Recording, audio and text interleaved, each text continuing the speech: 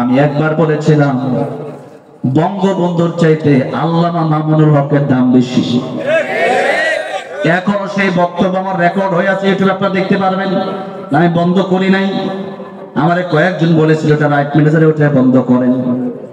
এগুলা কিন্তু আমাদের হাতে আছে। আবার না, আমার কোনো ভিডিও আপনি ছাড়বেন ওইটা আমি বন্ধ করে দিতে পারি। এটা আমি বলবো এটা আমার ভিডিও, বন্ধ করে দিবে। আমাকে বলা হলো এটা বন্ধ করে নাই। বললাম কেন বন্ধ করবো? নারায়ণগঞ্জের একজন এমপি আমার জিজ্ঞেস করলো, ওনার গাড়িতে উঠাইছে আমারে, উঠানোর পর আমার জিজ্ঞেস করলো তুমি এটা কি বললা, এটা ঠিক কাজ করছো? কই বঙ্গবন্ধু আর কই মামুনুল হক? আমি বললাম বঙ্গবন্ধুরে ভালোবাসে মানুষ দেশের জন্য, আর মামুনুল হককে মানুষ ভালোবাসে আল্লাহর কোরআনের জন্য, তার সাথে জান্নাতে যাওয়ার জন্য। ঠিক না বেটি? আমার ভাইরা, আমার মুরব্বি ওয়াজিরা, যেই কথা বলছিলাম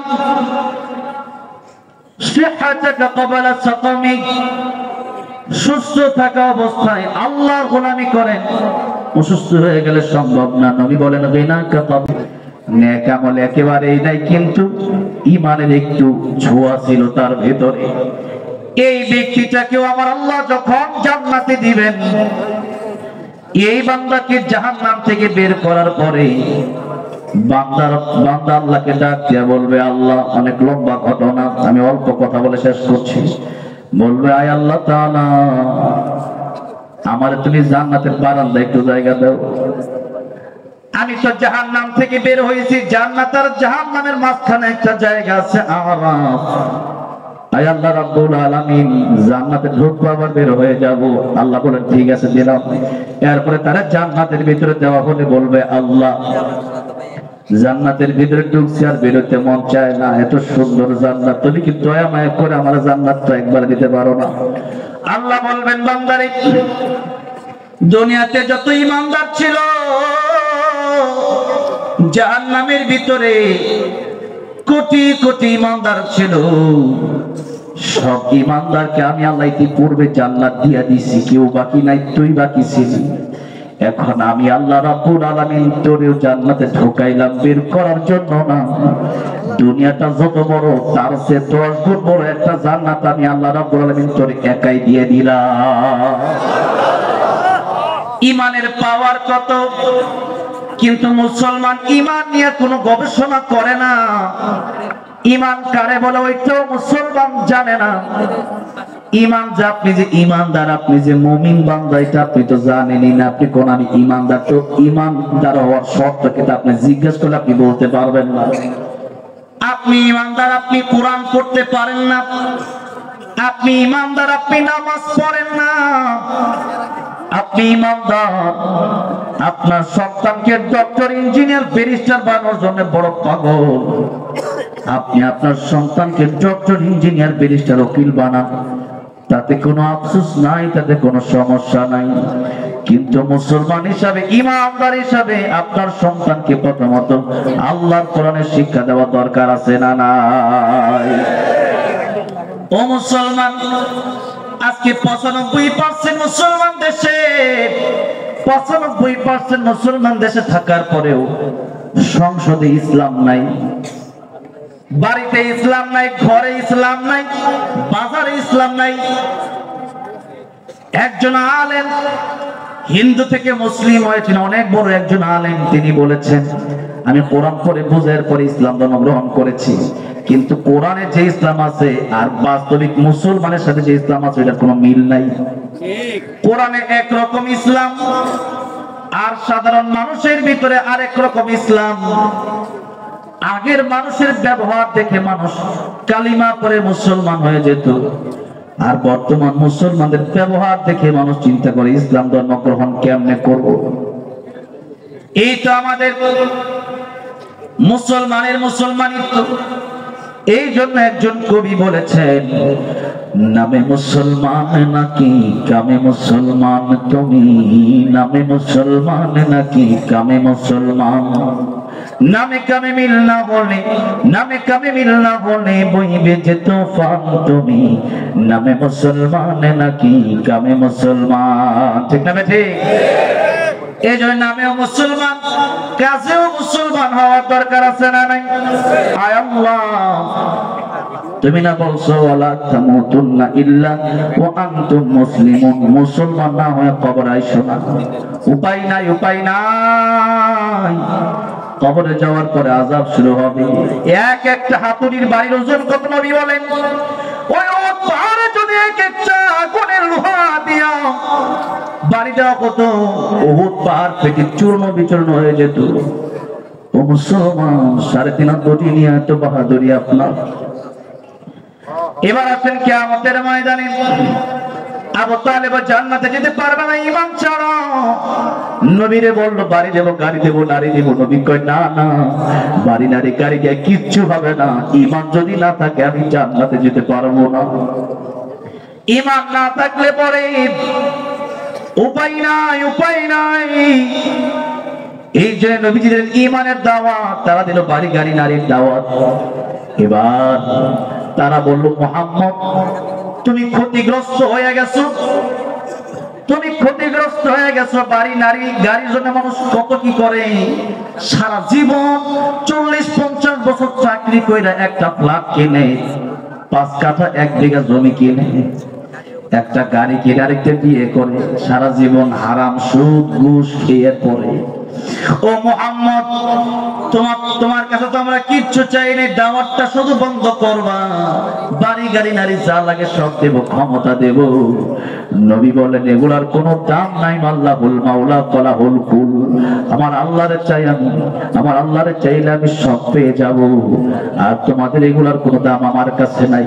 তোমরা তো বাড়ি গাড়ি নারীর কথা বলছো, আমার এক হাতে যদি এগুলো তো সম্ভব, বাড়ি গাড়ি নারী দেওয়া তো সম্ভব, ক্ষমতা দেওয়া সম্ভব। আমার এক হাতে যদি আকাশের চন্দ্র এনে দাও, আর এক হাতে যদি আকাশ থেকে সূর্যটাও এনে দাও, আমি নবী লা ইলাহা ইল্লাল্লাহ দাওয়াত থেকে একটা সেকেন্ডের জন্য পিছপা হব না। জোরে বলেন সুবহানাল্লাহ। এবার তারা বলল মুহাম্মদ বাড়ি গাড়ি নারী ক্ষমতা কিছুই নিলাম না, মানুষ পায় না, তুমি নাও না, তুমি ক্ষতিগ্রস্ত। আল্লাহ বলেন না, দুনিয়ার মানুষ জানে না, দুনিয়ার মানুষ সফলতার বুঝবে কি? সকলকে আর ক্ষতিগ্রস্তকে এটা ভালো করে জানেন কে? বলেন কে জানেন? আল্লাহ রাব্বুল আলামিন এই জন্যই সূরা আসর নাযিল করলেন। এই সূরা আসরের বিষয়, মূল বিষয় হলো লাভ লসের খতিয়ান। লাভ লসের খতিয়ান, কে লাভবান আর কে লসের মধ্যে আছে। আল্লাহ বললেন ওয়ালা আসর। কষ্ট আছে আপনাদের? আমারও কষ্ট আছে। আর 10 মিনিটের শেষ করে চলবে। হ্যাঁ,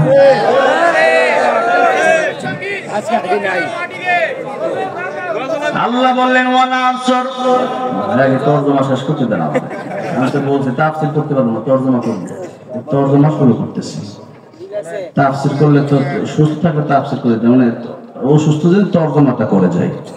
আল্লাহ বললেন ওয়াল আসর। ওয়াও আরবি গ্রামার অনুযায়ী এই ওয়াও মানে হচ্ছে আল্লাহ পাক কসম কাটেন, যেরকম তিন ওয়া যাইতুন ওয়া তুর সিনিন ওয়া হাযাল বালাদিল আমিন, যতগুলো ওয়াও পড়লাম সবগুলো হচ্ছে ওয়াও কসমিয়া। এগুলোর মাধ্যমে আল্লাহ কসম কাটেন। আল্লাহ বলেন ওয়াল আসর, সময়ের কসম। আমরা কসম কাটি কার নামে? কখন কখন কাটি? কথাটা বিশ্বস্ত করার জন্য, দৃঢ় করার জন্য, মজবুত করার জন্য। আমার কথা বিশ্বাস করে না। আমি চুরি করি নাই, আমারে বললো তুই চুর। আমি বললাম ভাই আল্লাহর কসম আমি চুরি করি নাই, তার মানে আসলে আমি করি নাই। কিন্তু সমস্যা হলো এখন মুসলমান নামাজ পড়ে না, কসম কাটে বলে এটাও বুঝে মিথ্যা। কথায় কথায় কসম কাটে, আছে না নাই? এরপর দেখা যায় সেই বড় চোর। এবার আসেন আল্লাহ রাব্বুল আলামিন তো আর আমরা কাটবো আল্লাহর কসম, আল্লাহ কাটবে কার কসম? আল্লাহ কাটে মানুষের সাথে সম্পৃক্ত বড় গুরুত্বপূর্ণ দামি দামি জিনিসের কসম আল্লাহ কাটেন। সময় মানুষের জীবনে অনেক গুরুত্বপূর্ণ, ঠিক না ঠিক?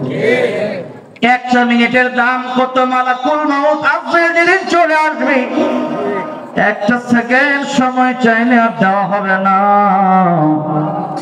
আল্লাহ রাব্বুল আলামিন বলেন ইযা জাআ আজালুহুম লা ইস্তাখিরুনা সাআতাও ওয়া লা ইস্তাকদিমুন। মরণের সময় যখন হয়ে যাবে আর একটা সেকেন্ড দেরি করা হবে না, মালাকুল মউত আজরাইল তোমার কাছে চলে যাবে। এই জন্য নবীজি হাদিস শরীফের ভিতরে বলেন, ইগতানিম খামসান ক্বাবলা খামসিন, শাবাবাকা ক্বাবলা হারামিক, ওয়া সিহহাতাকা ক্বাবলা সাকামিক, ওয়া গিনাকা ক্বাবলা ফাকরিক, ওয়া ফারাগাকা ক্বাবলা শুগলিক, ওয়া হায়াতাকা ক্বাবলা মাউতিক। পাঁচটা সময় আসার আগে পাঁচটা সময়কে তোমরা গনিমত মনে করো। কয়টা সময়? পাঁচটা সময়। এক নম্বরে নবী কাদেরকে ডাক দিলেন? ও যুবকেরা, তোমরা ভালো করে লক্ষ্য করো আমার প্রাণের ভাইয়েরা। নবীজি বললেন, শাবাবাকা ক্বাবলা হারামিক, যুবক বয়সকে তোমরা ফেলে দিও না, হেলায় দোলায় কাটায় দিও না।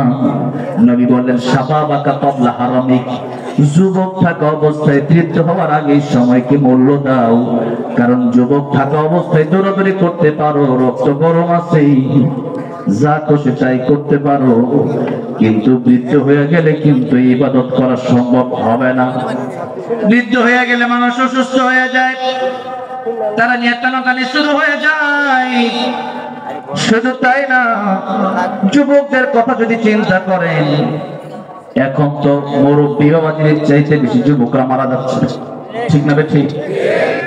মোটরসাইকেল অ্যাক্সিডেন্টে কত যুবক মারা যাচ্ছে, কত যুবক হত্যার কারণে মারা যাচ্ছে, কত যুবক ক্যান্সার হয়ে মারা যাচ্ছে, হঠাৎ ডেঙ্গু জ্বর হয়ে কত যুবক মারা গেল। এই তো আমার ডেঙ্গু হয়েছে, আমি যদি মারা যেতাম এখানে হয়তো আমি বসতে পারতাম না। মৃত্যু যদি চলে আসে তখন আর ইবাদত করা সম্ভব হবে না। নবী বললেন, যুবকেরা, এই যুবক বয়সে যদি ইবাদত করতে পারো, আল্লাহ রাব্বুল আলামিন কিয়ামতের ময়দানে আরশে আজিমের নিচে তোমাদেরকে ছায়া দিয়ে দিবেন। মাথার অর্ধ হাত নয়, আরো কম। নবী বলেছেন, সুরমার যে দানি আছে, ওই যে কাটা দিয়ে সুরমা দেয়, ওটা কতটুকু? এতটুকু উপরে থাকবে সূর্য। এই পৃথিবীর চেয়ে 13 কোটি গুণ বড় সেই সূর্য। লক্ষ লক্ষ মাইল ধরে যে সূর্য, সেই সূর্য যেদিন থাকবে মাথার মাত্র 1 আঙ্গুল উপরে, আর নিচে থাকবে তামার জমিন, মাটি থাকবে না, পানি থাকবে না। সেদিন কি অবস্থা হবে? সেদিন যুবক বয়সে যারা ইবাদত করবে, এদেরকে আল্লাহ আরশে আজিমের নিচে ছায়া দিয়ে দিবে। এই জন্য যুবক বয়স খেলায় খেলায় কাটানো যাবে না। মুরব্বী হয়ে গেলে পরে তো আর গুনাহ করতে মনে চায় না, আর এই বয়সে গুনাহ করতে মনে চায়, আল্লাহ দেখতে চাই। এরপরও কারা গুনাহ ছেড়ে দেয়, কারা আল্লাহর ইবাদত করে। এই জন্য যুবক বয়সে ইবাদত করলে বুড়া বয়সে আল্লাহ রাব্বুল আলামিন সেটা ফিরি দিয়া দেয়। গোশতের দোকানে মাঝে মধ্যে লেখা থাকে, 5 কেজি গোশত কিনলে 1 কেজি ফ্রি, 5 কেজি দুধ কিনলে 1 কেজি দুধ ফ্রি, এরকম ফ্রি। একটা 2টা ফ্রিজ কিনলে 1টা ফ্রিজ ফ্রি, লেখা থাকে না? লেখা থাকে। এখন একজন এসে বলতেছে, 2টা ফ্রিজ আমি কিনবো না, ওই যে একটা ফ্রিজ যেটা আছে ওইটা আমার দিয়া দেন। এখন ফ্রিজ কোম্পানির পক্ষ থেকে বলা হবে, না, 2টা কিনলে 1টা ফ্রি, শুধু ফ্রিটা দেওয়া যাবে না। কেউ যদি বলে 5 কেজি গোশত কিনলে 1 কেজি ফ্রি, আমার 1 কেজি ফ্রিটা দিয়ে দেন, 5 কেজি কিনবো না, দেওয়া হবে না।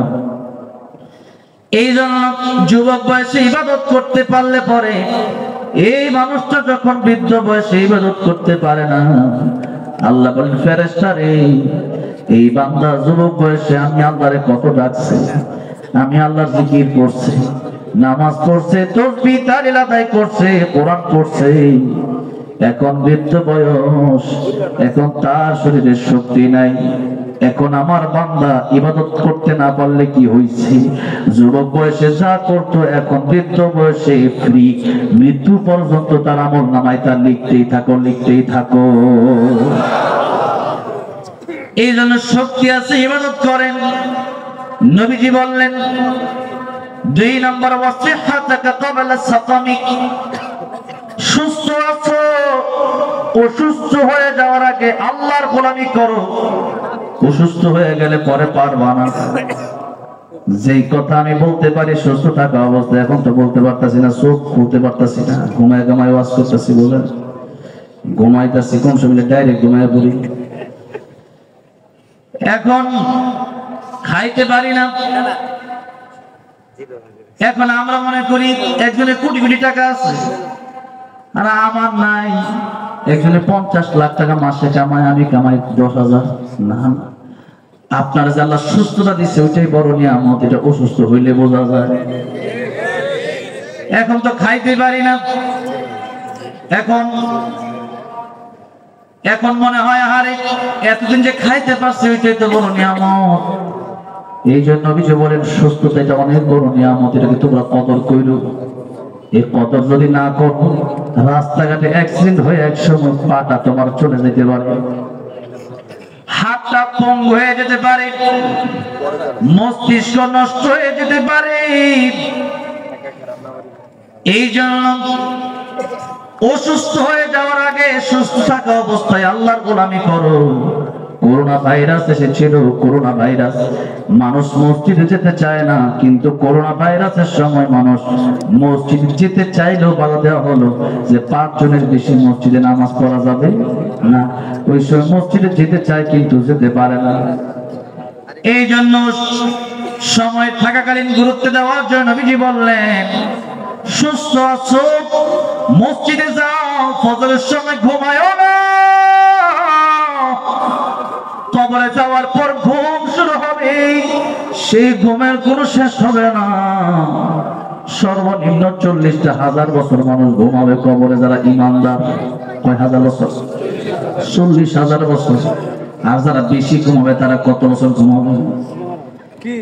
যদি 40,000 বছর ঘুমায় তাও তো কত বেশি, বাঁচেনি 40-50 বছর মাত্র, আর কবরে যাওয়ার পরে 40,000 বছর ঘুমাবে। চিন্তা করে দেখেন।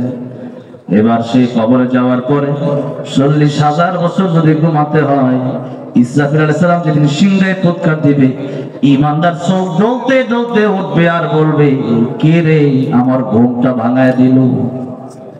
সুবহানাল্লাহ। কি মজার ঘুম, কি আনন্দের ঘুম। এখন তো ঘুমান, কেউ এসে ডাক দিলে ঘুম ভেঙে যায়। আকাশে বজ্রপাতের গর্জন হলে ঘুম ভেঙে যায়, মাইকে কোনো আওয়াজ হলে ঘুম ভেঙে যায়। এখন তো ঘুমা, পেটে চাপ দিলে ঘুম ভেঙে যায়। এখন তো ঘুমান, পেরেশানির কারণে ঘুম ভেঙে যায়। এখন তো ঘুমান, চাকরি করতে যেতে হবে, ঘুম ভেঙে যায়। কিন্তু কবরে যাওয়ার পরে ঘুম আর ঘুম। ওই যে উঠবেন কিয়ামতের কঠিন ময়দানে, এত লম্বা ঘুমের সুযোগ তারাই পাবে যারা দুনিয়াতে ঘুমাইছে কম, আমার আল্লাহর সময় দিছে বেশি। তাহলে কি মনে করেন 40 বছর ঘুমের দরকার না 40,000 বছর ঘুমের দরকার? ওই 40,000 বছর ঘুমায়েন, ওইটা আমাদের দরকার। তাহলে কি মনে করেন 40 বছর আরামায়েশের দরকার, নাকি যেই জীবনে আরামায়েশ শুরু হবে তার শেষটাই ওই জান্নাতের আরামায়েশ দরকার? কোনটা দরকার? না, আল্লাহ বললেন ফামান যুহজিহা আনিন নারি ওয়া উদখিলাল জান্নাতা ফাকাদ ফাজ ওয়া মাল হায়াতুদ দুনিয়া ইল্লা মাতাউল গুরুর। জাহান্নাম থেকে যে ব্যক্তি বেঁচে জান্নাতে যেতে পারবে তার চেয়ে সফল কাম আর কেউ হতে পারবে না।